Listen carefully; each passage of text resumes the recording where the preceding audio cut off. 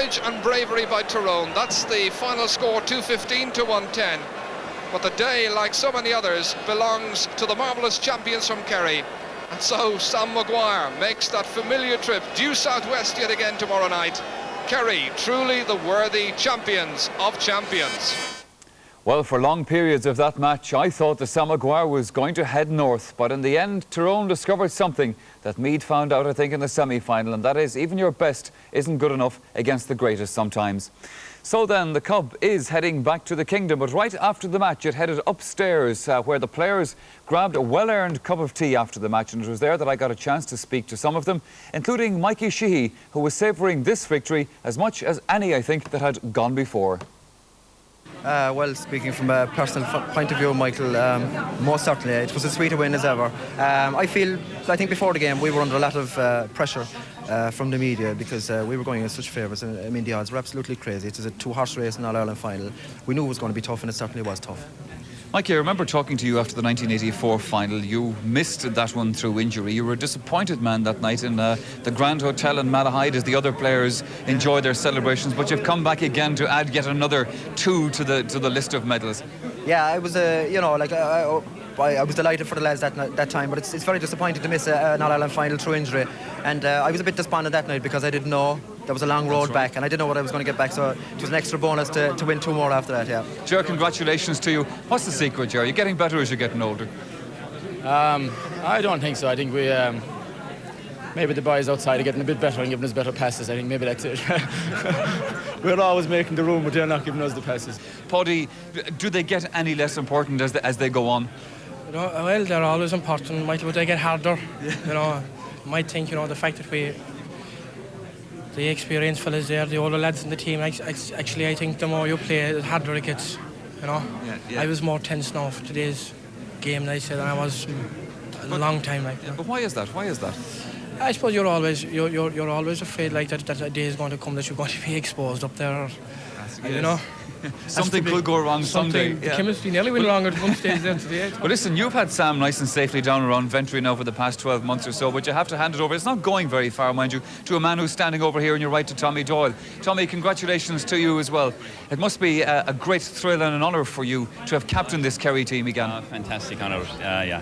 Great, the way they played, and all throughout the year, the dedication the lads have shown, for fellas who down the years have won so much. And I mean, as a captain, all I just tried to do was be there at training early and that, but the lads, not one of them ever missed training or anything like that, so I'd like to compliment every one of them on that. I noticed that yourself and Paddy shared a nice smile on the stand after the cup was handed over. Oh, we did a great time for that, man. He's, I suppose, in 84 or 85 when he was captain, I would have never got the chance to be captain, only for Paddy took over the West Kerry team on 2 consecutive years and trained, and we won 2 championships, and I was delighted when he was captain, and I remember the night that we won in 85, we were going home, and he says, Private, he says, we'll win it next year and we'll make you captain, so I just took it all in my stride, but I'd like to make a great time for the man, and I think he's a power done for Kerry football and West Kerry in general. Was there ever really a stage when you weren't going to make it, Jack? Yeah, Michael, I left the hotel this morning not knowing I was going to play. That was at about 2 o'clock, and I came into the stand. I had quite a high temperature. Yeah. I didn't even feel like going playing, because I wasn't going to go onto the field unless I was 100%. Sure. And Mick while leaving the hotel said to me, wait till see you get in there before we make a decision. So I came into the field, I sat down and watched half the minor match, and I went upstairs and watched the game, and I cooled down quite considerably up there, and I came down to the dressing room and I felt pretty good. It was 5-3 actually when I made the decision that I was going to go playing, Glad I did now, Yes, and I can tell you there's one man that's very glad that you did, as you brought along with you as well here this evening. Yeah, Michael, this is my lucky match, Michael Kieran. He comes to all the games. And I know he does indeed. Mick, it's all worked out in the end. There were smiles on the faces now, but I can tell you about 5 minutes into the second half of that match, there was a lot of Kerry people that weren't smiling. I'll tell you one thing, I was really worried at that stage, and if McCabe had scored a penalty, anything could have happened. A lot of the Tyrone people seemed to think that he went for a goal, but I don't know. I don't believe No, it. well, in fact, he told us himself afterwards that he went for his goal himself and it just came off his foot awkwardly. Yeah, it went well over the bar anyway. But if still at that stage they were 7 points up and they had everything to play for, we had to really work hard at it after that. Well, I knew our side would come back. You know, we had a win in the second half. I know one Kerry supporter who wasn't too far away from me when they went 7 points up, and he went white in the face, I can tell you. There was some selectors sitting alongside me as well, and the very same thing happened, I can tell you. But overall, I think it was a great display. Tyrone, I think, played great football for 40 minutes. But then the class and sheer brilliance of our team in the last 20 minutes. I don't know what can I say about them. I just can't. There are words to be found for the type of display that I gave there today in the last 20 minutes. A team who were supposed to be gone over the hill. Yes, well, one item that is missing from that little piece there, as you've probably noticed, is the presentation of the Man of the Match trophy. And that is because we'll be doing that presentation a little bit later on in the programme. But right now, though, we're going to move from Croke Park. We're going to move to the Grand Hotel in Malahide, in fact, where the official dinner for the Kerry players is going on right now, I think, anyway. So let us go over to George Hamilton and to Enda. Enda who, you may ask? Well, Enda who indeed, because look at this banner here. That's what one wit in the crowd wanted to know today. Judging by the banner, obviously one Tyrone supporter was not entirely impressed with Enda's views. Well, I hope to be able to solve the riddle of Enda who in just a moment, here in the Grand Hotel in Malahide, where we're the guests of the victorious Kerry party. Yes, you did get the hotel right, Michael. And Enda who is here, Enda Colleran, after what for me at pitch side was a cracking sporting occasion. Yes, George, it really was a very enjoyable game, for 3/4 of it at least, and all credit to both teams. But I think that a lot of people early on didn't give Tyrone much of a chance, but they played great football and were in with the shout until quite near the end. And all credit to them. I think that they can be proud tonight of their display. And also praise to Art McGrory. Art, I still love you. Did they surprise you? They surprised me, they did, yeah, because along with being in the game, I must say that they played quality football for an awful lot of it, and they tried their hearts out until eventually they ran and they ran and they ran until they could run no more, and it was then that the class of Kerry came. Now, talking points aplenty. Penalty to Kerry in the opening minutes. Jacko hit the woodwork. Then Tyrone had a penalty. Then there were goals all over the place. Tyrone had a 7-point lead, which they lost. Where did it go wrong, do you think, for Tyrone? Well, I think in a nutshell, I would just say that the class told in the end. And Tyrone had to try so hard to keep with Kerry and that in the end they just had nothing left. And also I think that Kerry are no ordinary team, that they certainly are an extraordinary team and the best football team that we have ever seen. And that, OK, Tyrone were able to keep with them, but in the end they just had to yield to their greatness. And I really would say greatness, because you must take into account that Kerry were 7 points down and came to finish 8 points ahead. 7 points down into second half. It has never happened before in an All-Ireland final. I'm sure the Tyrone people would be disappointed that they lost that 7-point lead. But was that, do you think, to do with their inexperience, or was it simply a matter that Kerry were so good? I think it was simply a matter that Kerry were so good, and I don't think they will be too disappointed, because at least the Tyrone team did themselves justice today, I think, and that they will be satisfied with that. From the Tyrone point of view, and looking at that penalty in particular, did you think that a goal might have been the better option? Did it seem to you that he went for I honestly thought that he went for a point. But he said himself after that he went for a goal, and I take his word for it. But I thought that his run-up to it was a little bit casual, and I would only have wished that he had taken the same run-up against Galway and done the same thing. We might have seen Galway in the All-Ireland final today if that had happened. I'm not going to ask you at this stage for your man of the match, because that comes later, but certainly, which department do you think won the game for Kerry? First of all, I would say teamwork and commitment. You know, that a lot of those Kerry fellas who some people thought were gone over the hill, that they were going better at the very end than they were even at the beginning. And I think that a terrible lot of credit must go to Mick O'Dwyer, because he has featured with Kerry teams in 10 of the last 12 All-Ireland finals, and that's a fantastic record. And to keep those guys going at such a level of commitment and fitness really is a great tribute to Mick O'Dwyer himself. Well, over 68,000 paid their way in. They certainly got their money's worth. They really did. I don't think anybody can complain. This was a very enjoyable occasion. Well, and I certainly enjoyed it, and I know you did too. I did too. We will be back. Enda has a Man of the Match award to give out, to name, for the Sunday game, and we will be back for that in around about half an hour's time from now. But for the moment, back to Michael. Yes, as George said, we'll be going back to Malahide later on, where Enda will be presenting that Man of the Match trophy. We'll also be taking some of your phone calls on the air. And just looking through some of the phone calls that have come into us so far, Tony Brady from County Cavan says that he believes the All-Ireland is a one-sided championship geared towards Kerry, because Kerry are professionals playing in an amateur sport. And Joseph Neeland from Clonsilla says, regards the Kerry team, why can't they all retire and distribute some of their older players to weaker counties in Munster? Meanwhile, Mr. Brady from Carlow rings to say, I think the GAA should put in legislation for next year. They should test all athletes in semi-finals and finals for drugs, as is done in the Olympics, because of high suspicions now about Kerry for some time. And perhaps on the same note, Norman Shirley from Kilshanahan in County Dublin says, The Secret Lives of Lawrence of Arabia. There's a photo in it that looks the image of Pat Spillane. Does Pat have secret lives? Maybe we can find out later on in the programme. Right now we're going to take a commercial break. Join us again in a moment.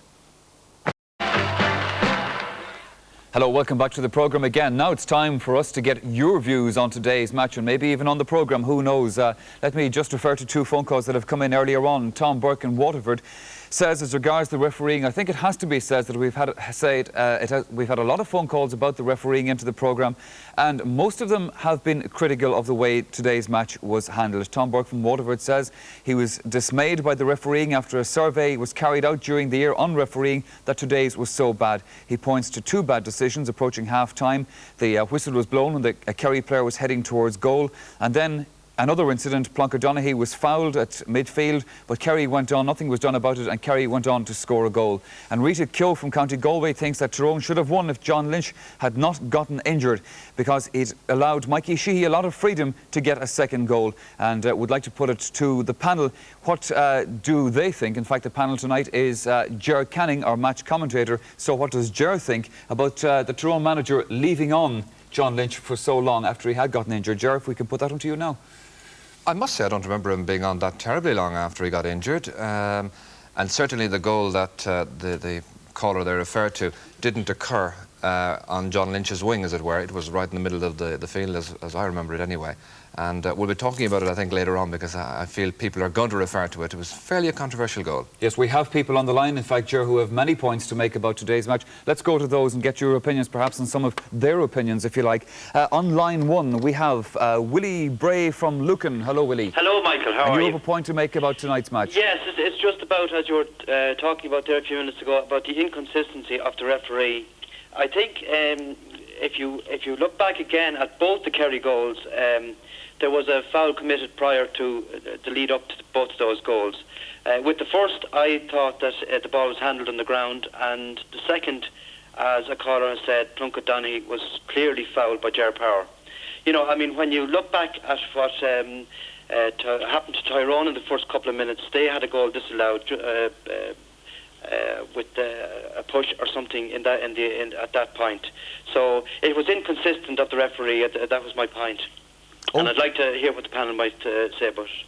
All right, Willie, I'll put that point to the panel in a moment. Right now, we're going to take another phone call, though. This is Patricia Meath, who comes from Naas, and Patricia should be on line 2. Hello, Patricia. Hello, Michael. Good night to you. And to you too. And congratulations on your programme. I enjoy it very much. Thank you very much indeed, Patricia. Now, you have a point to make on today's match. Yes, indeed, about that second controversial goal that Mikey Sheehy got.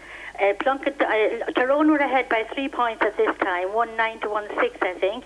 Yes. Plunket Donaghy got the ball in possession, was blatantly fouled by Ger Power, number 15, who got away with it, grabbed the ball, kicked it up to Mikey Sheehy, who sadly for Tyrone was unmarked, and he blazed the goal into the net. And that was the turning point for Kerry. If Plunket had got his free, as he deserved, who knows what would have happened with the ball going towards the Kerry goal. And Tyrone might have this Sam Maguire tonight. I'm very sorry for them. They were magnificent. I hope they'll be back again soon. They might indeed, Patricia. Thank you very much for calling us. Thanks. And right then, so, Ger Canning, let us have a look at the points that the people were making to the second Kerry goal, Mikey Sheehy's goal. And there might have been a question of a foul here. There certainly might. Let's just take a look at this again. Now, here's Plunket Donaghy. That's, I think, foul number 1. And then foul number 2 as he was pushed by Ger Power. And it was a lovely ball forward, but of course, the caller is quite right. Patricia, I think you're absolutely right. It should have been a free the other way. Brilliant finishing by Mikey Sheehy, as always. He's a deadly finisher. There was no question about that. It was absolutely perfect finishing. But let's have a look at this again. But that's not the point. The point is the earlier foul. But it's nice to look at nonetheless. Got a nice angle there, if you like, Ger, from the back camera. So now, we are going to have a look at another incident, I think, that was also referred to in the phone calls, and this was the goal scored by Pat Spillane. This was also a major talking point during the afternoon and tonight as well, if you like. This was goal number 1. This was goal number 1. It'll be interesting just to look at it again in a moment, because just watch Pat Spillane when he gets in front of goal. He has a real nose for goals. That's right. Just take a look at it here. You were making the point to me that Pat doesn't score many goals. Not an awful lot. In anymore. fact, it's interesting, this one was scored with his hands. Earlier you saw there in the programme he was in front of goal and he kicked one over the bar when he might well have gone for a goal. Well, this was the build-up anyway. Ger Power, of course, naturally involved. Now keep an eye on Pat. Coming in, there he is, flashing it into the back. Some people might half feel that he might have almost thrown it in. It's difficult to see from this position here. This is a slightly better angle now from behind the goal. Again, it certainly harks back, if you like, Ger, to a few 70s. years ago, and some of the rules that applied at the time in Gaelic football. That's right. At the time, most of us disliked this kind of score. But today, he didn't even think about taking it down and kicking it. It was in there, and he really put it into the corner of the net. And in there like a flash it was. Absolutely. Too. Joe, we have another call on the line. This is Frederick Gillen is on line 3. And Frederick Gillen is from Ballantyre here in Dublin. Hello, Michael. Hello, Frederick. How are you? What's the point of view to make about today's match? Yeah, the point I have to make about is the refereeing. The refereeing, I feel, was deplorable. And I felt that the foul on Plunkett Donaghy was a disgrace. It should have been a free the other way. I'm a referee myself, and I would have given a free the other way. And the other point is this. On the penalty, which was for Kerry, that Paddy O'Shea missed and hit the crossbar, the goalie should not come in off the line more than 14 yards. As far as I was concerned, the ball was kicked when the goalie was about 12 yards from the ball. He must remain on the line. He can move left or right, but he cannot come forward. And I believe the refereeing was deplorable. All right, Frederick, thank you very much indeed for your call. I'm going to put that point right now to Ger Canning. We take the second point yes, first, Michael. This business of the goalkeeper, Charlie Nelligan. No, was it Charlie Nelligan? Yes. We're talking about the Kerry penalty. The goalkeeper did move, but of course the point is goalkeepers can move side to side like this, but they can't advance, as the caller was saying. Yes. Now, if we're talking about the Kevin McCabe penalty, I mean, he did score. He did get a point. Perhaps the caller was thinking that the penalty should have been retaken because he was entitled to maybe have a goal attempt off it. But he did score, and if we're going to say the referee was inconsistent, well, he wasn't there really, because he did allow him the advantage. I also think sometimes, Ger, that people get confused between rules in Gaelic football and rules in soccer, which are not always quite the same, I can tell you. Another call on the line, on line 1 right now. I think we should have Sean Fitzgerald from Rathfarnham. Hello, Sean. Hello, Michael. It's concerning the penalty incident in the first few minutes, the one you've just been referring to. I think the goalkeeper moved at least 2 yards off the line before Jack O'Shea kicked the ball. I think the goalkeeper or the referee should have awarded the penalty again. And the penalty just after the resumption in the second half, I think the Tyrone forward charged with the ball. And then when the penalty was taken, I think one of the Tyrone forwards moved in before the ball was kicked as well. Yes. I don't know if you can see those. Okay, indeed, Sean. Well, again, we're going to go to our videotape. Thank you for calling the programme. And Ger Canning, let us have a look at then at Jack O'Shea's penalty kick. Well, you know, all goalkeepers move. There's no question about that. It's a natural reaction when you're placed in the situation. First, let's look at exactly how the penalty came about. Any doubts about it in your mind? None whatsoever. None whatsoever. That was Ambrose O'Donovan advancing. The goalkeeper committed himself, and he went straight out there for it and took Ambrose by the legs. And I had no doubt. I thought it was a penalty. Now, it came, 2 minutes into the game. We've heard Jacko saying earlier that he was stricken with this virus. He only made a late decision. It was 5-3 when he decided to play. Now, he's placed in the very unenviable position of having to take a penalty within 2 minutes. He hits it. The goalkeeper was off his line, you're quite right. And in my view, looking at it again there, the referee should have signalled that penalty should have been retaken. Because, as I made the point earlier, they did not score from it. Yes, just referring to the way the penalty was taken itself, Jack O'Shea said to me after the match, he said, I hit it very well. He said, it's just that the crossbar was unkind to me. Everybody's got a technique that they employ when they're taking penalties, and Jacko, his technique is to blast it, give the keeper no chance whatsoever, and usually it works. Gerard, let's just refer back to a point that was being made earlier on that was also made in many of the phone calls, the other phone calls that we've had into the programme about the refereeing. Now, one person says, this in fact is Eamon Breen from County Kerry, who says, we hear comments on the match from the critics and from everybody else, but we never hear the referee's opinion, and why don't we talk to the referees about the match? But there is, of course, a very good reason for that. For the very simple reason that he's precluded from commenting afterwards on the game. Maybe in 10, 15 years' time, Jimmy Denningham will write a book and he'll reveal all. But he's silenced, as it were. He just cannot open his mouth and comment on the match afterwards. My own view is that he was a little inconsistent. I think he'd be the first to admit it was not his best display. It's also important to remember that he was earlier involved in the minor match because he's a selector in the Cork minor team. So he was down in the dugout.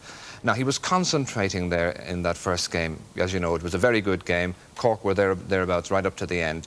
Now, when you're concentrating to that extent and then have to go into the senior match afterwards and referee it, the biggest match of your life, it's not the best preparation. Well, Gerard, indeed, that's very true. For the moment, though, let's go to the phone lines again, because the phone lines are hopping, so we're anxious to get on with the phone calls. Patrick Dalton from where, indeed? Glasnevin. From Glasnevin. Hello, Patrick. How are you? What point of view to make to us? Well, the point I would make is the penalty for Kerry in the first half. That the referee was real sergeant major to the Tyrone goalkeeper, but when it came to the penalty for Kerry in the second half, or for Tyrone in the second half, he was very lax in his rules. So I'd like to ask Gerard Canning. Gerard even made the point that the Kerry keeper moved. So I'd like to ask his version on that. Patrick, then you can ask him that very question, and we'll also have a look at that penalty incident, this time, Gerard, involving Tyrone. Now, what are your thoughts on this one? Yeah, let's just take a look at it. It all has to do with Eugene McKenna, and watch Ger Lynch, the number 7 for Kerry. He'll be coming into the picture very shortly from the right-hand side. It was a good build-up, as you saw. Paddy Ball well involved, a nice punt ahead. And here's Damien O'Hagan laying it off to McKenna now. That's Ger Lynch.